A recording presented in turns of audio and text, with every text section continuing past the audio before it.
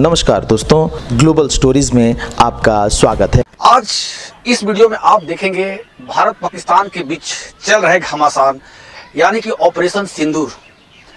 आप सभी देशवासी इस ऑपरेशन को देख रहे हैं, सिंदूर ऑपरेशन, जो कि भारत इसके तहत पाकिस्तान को नके चने चबा देने के लिए मजबूर कर दिया है। आप देख सकते हैं पाकिस्तान की हालत क्या है। जैसे होता है हाथी के सामने एक गिदड़, वही हाल अभी पाकिस्तान का हो गया है। सबसे इंपॉर्टेंट बात यह है, इस ऑपरेशन सिंदूर के तहत अगर हम बात करें तो चाइना का कहीं ना कहीं नाम सामने आ रहा है। चाइना इसलिए कि इससे एक डेढ़ महीना पहले की बात है, पहले टैरिफ वार चल रहा था अमेरिका की तरफ से। पूरे विश्व पर टैरिफ वार का असर पड़ा, लेकिन टैरिफ वार में अगर सबसे पहले कोई अमेरिका को आंख दिखाने के लिए कोई आया तो वो है चाइना।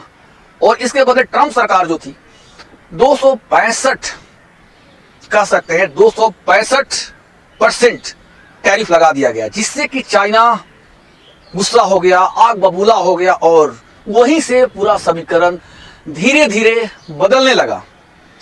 आप देख सकते हैं कि अभी भारत की इकोनॉमिक स्थिति पूरे विश्व में चौथे स्थान पर आ गया है, जापान को पछाड़ते हुए लगभग 4 ट्रिलियन से ऊपर। यह आंकड़ा यह दर्शाता है कि बहुत जल्द ही आने वाले आगामी दशकों में भारत चीन और अमेरिका जैसे देश कोई पीछे छोड़ सकता है।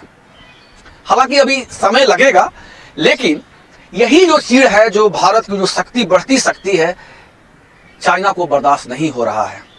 चाइना किसी न किसी प्रकार से भारत को इंगेज करने के लिए, पाकिस्तान को उस्काने के लिए हमेशा कोशिश करता रहा है। और इस बार भी ऐसा ही लग रहा है कि अचानक टैरिफ वार के बाद पिछले का 4-5 सालों की बात करें तो समीकरण उस तरीके से नहीं था, घटनाएं छोटी बड़ी होती थी। लेकिन जो पहलगाम में जो घटना घटी, जिसमें हमारे देश के 27 बेकसूर लोग मारे गए, और इसके बदले में भारत सरकार का जो कड़ा रुख है, चाइना सरकार को संभवतः यह लगता था कि ऐसी घटना के बाद कहीं ना कहीं भारत उस स्थिति में आएगा जहां पर भारत पाकिस्तान आमने सामने हो। और उसी स्थिति को फायदा उठाने के लिए चाइना हमेशा पाकिस्तान से कह सकते हैं प्रॉक्सी वार के लिए उकसाते रहता है। उसको सैन्य सहायता से लेकर काफी ऐसे चीजें हैं जो कि विस्फोटक, बहुत सारे युद्ध सामग्री देता रहा है।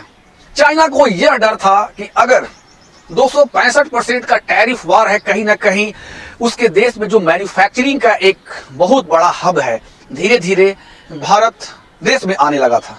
और यही डर कहीं ना कहीं चाइना को सताने लगा कि कहीं ना कहीं आने वाला समय में उसका जितने भी मैन्युफैक्चरिंग हब है, कहीं भारत में ना चला जाए। और इसे लेकर पाकिस्तान के साथ वो हमेशा साथ साथ चलता रहा और भारत के खिलाफ कहीं ना कहीं उकसाने के लिए मजबूर किया। पाकिस्तान के जो सेना अध्यक्ष हैं असीम मुनीर ने यहाँ पर 2 नेशन थ्योरी की बात की है, हिंदू मुसलमान की बात की है। और कहीं ना कहीं यह मैसेज है, ये पूरे जो आतंकवादी जो कश्मीर में थे और जो पीओके में थे, कहीं ना कहीं एक ऐसा मैसेज गया कि कहीं ना कहीं उनको एक हिंदू के प्रति नफरत की बू आने लगी। और अगले 2 दिन में उन्होंने पहलगाम घटना में जिस प्रकार से अंजाम दिया, धर्म पूछकर, नाम पूछकर, यहाँ तक कि लोगों की जो कपड़े हैं, कपड़े उतार कर ये कह सकते हैं कि एक ऐसी पहचान करने लगे जिसके तहत एक बहुत बड़ी कह सकते हैं घटना घटी। हम उतना इसका बारे में कह नहीं सकते हैं, इसलिए नहीं कह सकते हैं कि जिस प्रकार से घटनाएं घटी उसका जिक्र पूरे वर्ल्ड में लोग जानने लगे हैं। तो ऐसे में आप कह सकते हैं कि चाइना जो है, कहीं ना कहीं इस घटना के पीछे उसका हाथ माना जा रहा है। हालांकि आगे आने वाले समय में साफ तौर पर पता चल जाएगा कि चाइना किस प्रकार से पाकिस्तान को साथ दे रहा है। हालांकि आतंकवाद की अगर बात करें तो भारत में पिछले 1980 से लेकर अब तक भारत जो हमारा जो देश है, जो कि आतंकवाद का शिकार रहा है। और इसी दरमियान जो अभी ऑपरेशन सिंदूर चल रहा है, इसके तहत हम कह सकते हैं कि कहीं ना कहीं चाइना इसके पीछे था। और टैरिफ वार की अगर हम बात करें तो यही टैरिफ वार कहीं ना कहीं इस भारत और पाकिस्तान के बीच जो गतिरोध बढ़े हैं, इसके पीछे सही तरीके से आप कह सकते हैं।